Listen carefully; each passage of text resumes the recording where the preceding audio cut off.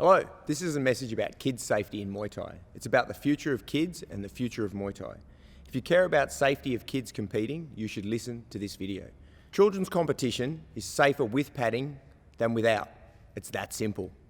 Kids should wear padding when they fight and spar for their protection, for their future, and for the future of the sport. The MTA is working to get Muay Thai competition for children legal in each state. The MTA has fantastic rules for juniors that follow a progressive padded system and provide the safest possible environment for juniors to compete in. I think everyone should support this. If you work with the MTA or not, it's about the kids. I believe in one national set of rules for Muay Thai that junior competition can benefit from. This principle is what should improve the whole sport. Every sport should have one set of rules. No sport should be negotiated at the event, what padding to wear and what not to wear, per match, per bout. There should be one set of rules. People should turn up knowing the rules and the padding requirements for all kids' competitions. Some advice to Queensland.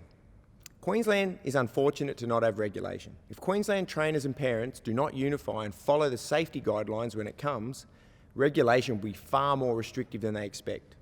Queensland is currently the main place of junior Muay Thai, but it is also the place of the greatest risk. Any future combat sports competition will be harder, not easier. There'll be more regulation, not less. We have to work towards that. Headgear is safer for children than not wearing headgear. It shows diligence and an effort to make it safer. Any form of protection is viewed as a step towards safety and is good risk management. Children up to 17 are not adults. Their brain and emotions and physical and mental capacities are still developing. It is bad for kids to take shots to the head undefended. And it isn't just about a KO.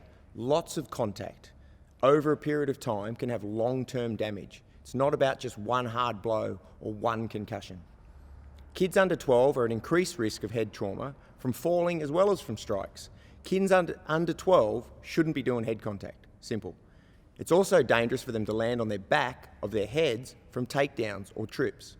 Kids' heads are not fully formed until they're at least 14, and even then there is still brain and skull development that affects physical and emotional development for years to come.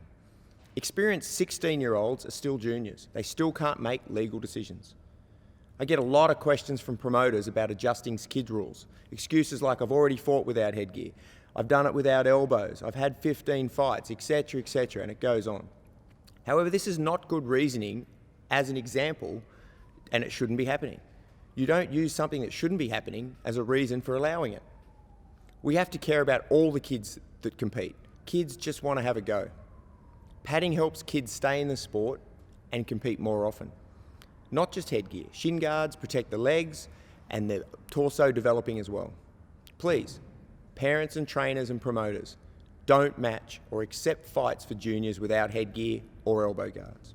Please wear protective equipment with all sparring. Consider these points. The risk of serious injury and long-term consequences is increased with no protective equipment. Injuries, both mental and physical, have a compounding effect and are rarely a one-off incident. The encouragement of knockouts for juniors should not happen on any show. Officials need to be educated on head trauma for children and experienced at refereeing children. Use your best officials for kids.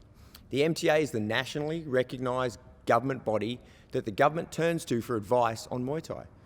This is the MTA advice to you. Anyone can use the MTA rules and guidelines. It's for your safety. What people see on Facebook, on shows and on advertising affects everyone in Australia. Kids fighting without headgear and they're 11 on Facebook can ruin the sport for everybody.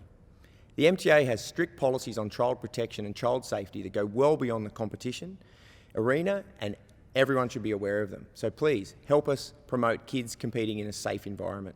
State and federal governments and the Australian Sports Commission have strict child safety guidelines that we follow. They're for the protection of children. The MTA follows them, and they're available by contacting the MTA or looking at the Australian Sports Commission web pages. We have access to all of their information, and we want to make child safety for Muay Thai safer across Australia. Thank you very much for listening. Thanks for your support.